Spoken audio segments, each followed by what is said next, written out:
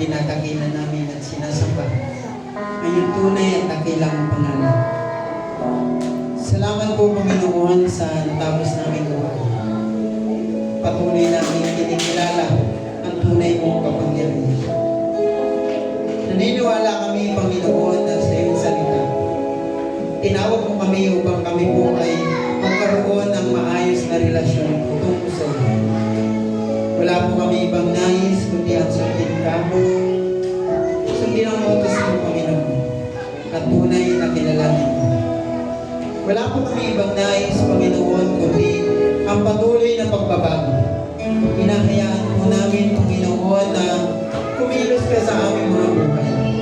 Baguhin mo ang buo naming pagkatao.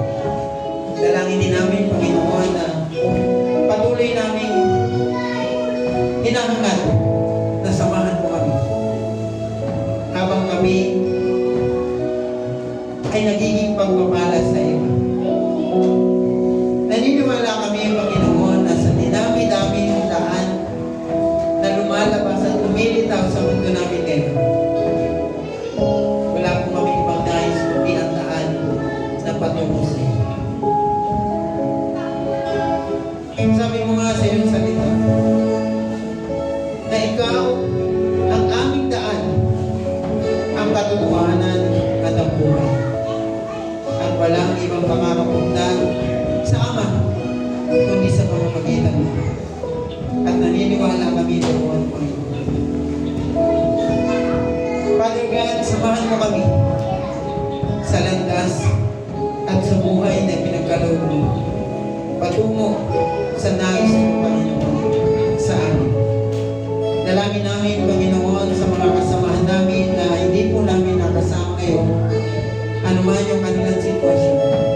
We pray na ikaw pa rin po ay siyang mangusap sa kanila. Ganun din, Panginoon, sa aming kapatid, mga magagawa, si Pastor Marlon at ang kanyang mga kasama na nasa aming daughter church sa Pasig.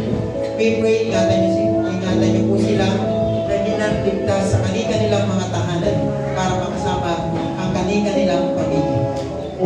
We pray na nawa sa kanilang salita, sa salita mo na pinahagi sa aming daughter church, ay tumibo ito sa aming puso, sa kanilang puso at sa kanilang buhay. Ganon din sa amin dito.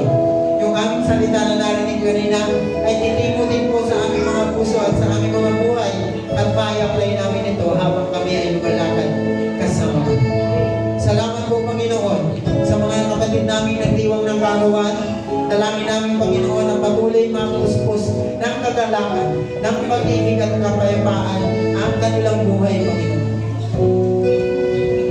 Dalangin din namin, Panginoon, na sa mga kapatid namin na mayroong karamdaman sa mga oras nito, sa mga kapatid namin na mayroong mga pinagdadaanan, bigat ng problema sa mga oras nito, we pray na maramdaman nila kung gaano ka kabuti sa kanilang buhay.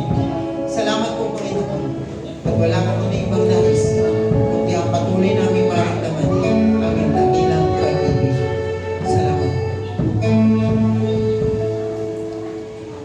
Puspusin nawa kayo ng Diyos na siyang bugal ng pag-asa, at naway pagkalooban niya kayo ng kagalakan at kapayapaan sa pamamagitan ng inyong pananampalataya upang magumapaw ang inyong pag-asa sa pamamagitan ng kapangyarihan ng Espiritu Santo.